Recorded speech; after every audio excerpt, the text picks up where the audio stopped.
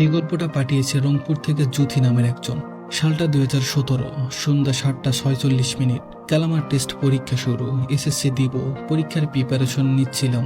হঠাৎ একটা অচেনা নাম্বার থেকে মেসেজ আসলো, হাই হাউ আর ইউ। আমি তখন ফোন এতটা ধরতাম না, কারণ টেস্ট পরীক্ষা ছিল আর আমার জীবনে এটাই প্রথম ফোন ছিল, তাই এত কিছু বুঝতামও না। তো ওদিন আর মেসেজটা নিয়ে এতটা প্যারা নেইনি। পরীক্ষা দিয়ে এসে দেখি আবার মেসেজ, রিপ্লাই দিচ্ছ না যে। তারপর তার সাথে আমার কথা শুরু হয়। আস্তে আস্তে আমাদের কথাটা একটু বেশি বলা হতো, কিন্তু পড়ার সময় আমি একটু ফাঁকিবাজিও করতাম না, কারণ পড়া এক সাইডে, বাকি সব অন্য সাইডে। আমার আম্মু ছিল গ্র্যাজুয়েশনে প্রথম ডিভিশন পাওয়া স্টুডেন্ট, বাবা সরকারি জব করত, তাই পড়াশোনা নিয়ে খামখেয়ালি মা বাবার কারোরই পছন্দ না, এমনকি আমারও না। বলতে গেলে একটু কড়াই ছিল আমার মা বাবা। যাকে সব কথা আসল কথাই আসে।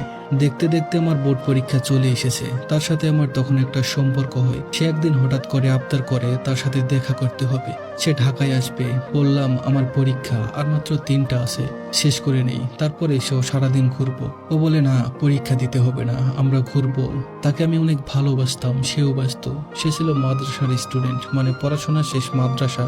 আমার থেকে 4 বছরের বড় ছিল। তখন আমার বয়স 17 বছর ছিল। যাক, এই নিয়ে অনেক কথা হয় তার সাথে। এইসব নিয়ে আস্তে আস্তে আমার পরীক্ষা শেষ হয়।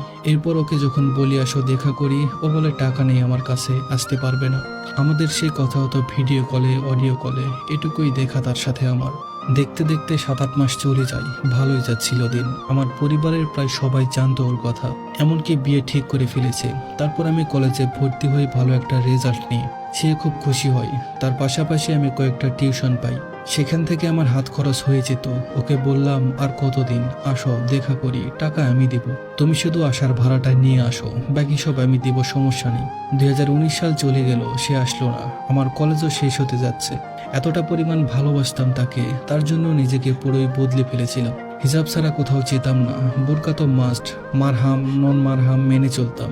নিজের ছোটবেলার বন্ধুদের সাথেও যোগাযোগ বন্ধ করে দিয়েছিলাম, কিন্তু আমি জানি না সে আমাকে আদৌ ভালোবেসেছে কিনা। বলতো ভালোবাসে। 2020-এ এসে পড়লো করোনা, সবকিছু অফ হয়ে গেল। আমার এইচএসসি পরীক্ষাও হলো না, কিন্তু সে তখনও বেকার। আমি ওকে বললাম, তুমি তো মাদ্রাসার স্টুডেন্ট, তুমি চাইলে মাদ্রাসায় জব নিতে পারবে, ছোট হোক সমস্যা নেই, পরে আমিও জব করে তোমার পাশে দাঁড়াবো। এখন একটা জব নাও, যাতে বিয়েটা হয়। আসলে সত্যি বলতে আমার পরিবারে মা বাবা রাজি ছিল না, তাও অনেক কষ্ট করে যুদ্ধ করে রাজি করিয়েছি বিয়ের জন্য। তারপরেও বলে যে না, আমাকে দিয়ে এইসব হবে না। তখন বললাম, তুমি তাহলে ব্যবসা করো, আমি কিছু দেই। টিউশন করে মাসে 5-6 হাজার টাকা তো আসতো, তো ওই টাকা আমি জমিয়েছিলাম। সে বলে, তোমার কাছ থেকে ভিক্ষা কেন নিব? তখন বললাম, এইটা কেমন কথা? আমি চাই তুমি সফলের বিয়েটা যাতে হয়। কে জানতো সে এমন করবে। আস্তে আস্তে তার ব্যবহারও পরিবর্তন আসলো, আমাকে সময় দিত না, মানে ভালো কথা বললেও খারাপ ভাবে নিত। একসময় ভাবলাম এভাবে আর সম্ভব না, শেষ করে দেয় এই সম্পর্কটাকে। তখন নানা অজুহাত দিয়ে সে আমাকে বলল যে সে আর এসব করবে না। এভাবে 2020 সালও শেষ হলো, 2021 সাল আসলো। আমার বয়স তখন 21 বছর। বাবা মা তো দায়িত্ব আছে, মেয়েকে ভালো একটা ছেলের হাতে বিয়ে দিয়ে তারা নিশ্চিন্ত হবে। তখন ওকে বললাম যে থাক, কিছু করতে হবে না তোমার, তুমি বেকারিতে আমি রাজি, বিয়ে করে পরে না হয় কিছু শুরু করো, চলো বিয়েটা করে ফেলি। সে কিছুদিন সময় চাইলো। আমাকে বিয়ের জন্য দেখতে আসে মানুষ, তাদের সামনে যেতে অনেক কষ্ট হতো। মা বাবাও তখন কথা শোনাতো যে কই সে, যাকে ভালোবাসিস সে তো আসে না, কত বছর অপেক্ষা করবি, আমাদেরও তো বয়স হয়েছে। এভাবে যাচ্ছে দিন। ওকে বললাম যে বাসায় বিয়ের জন্য প্রস্তাব পাঠাও। ও বলে যে না, মা বাবা রাজি হবে না, তুমি একটু মোটা আর কালো। আচ্ছা, যখন রিলেশন করেছে তখন মোটা কালো দেখে করেনি কেন? সে বলল চলো পালিয়ে যাই। বললাম আমার বাসায় আমি রাজি করিয়েছি, তুমি আসার সমস্যা নেই। ও বলল না।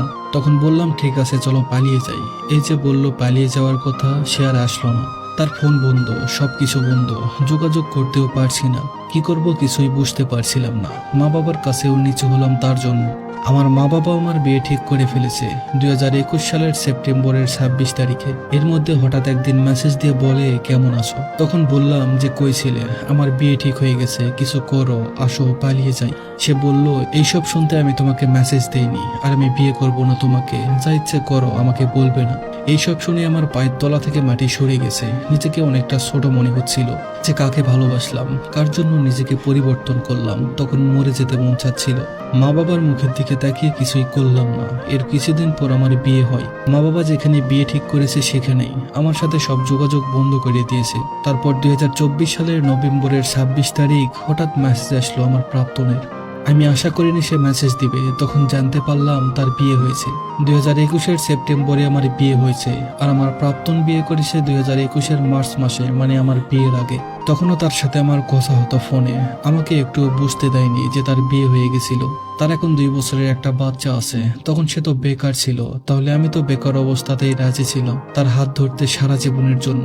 সে এখন তার বউকে ডিভোর্স দিয়ে আমাকে চাই, তার বউয়ের সাথে নাকি তার বনিবনা হচ্ছে না এই জন্য। আচ্ছা, আমি কি তাহলে এতদিন একটা ভুল মানুষকে ভালোবেসেছিলাম?